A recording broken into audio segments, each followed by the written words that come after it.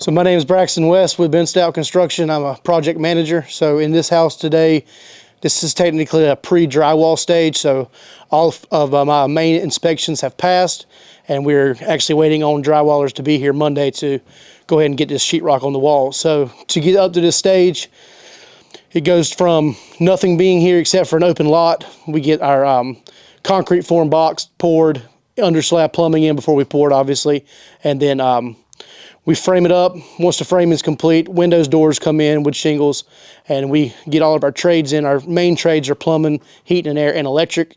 I tend to do that in that order just so electricians are the last ones here, because if you get them here first, then you could have problems with wires being in the way of other people and stuff like that.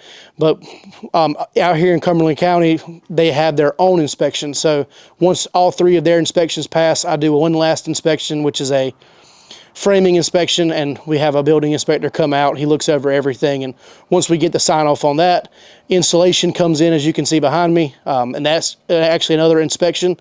And once that inspection passes, we get drywall delivered, and then we start hanging the drywall, which we're doing Monday.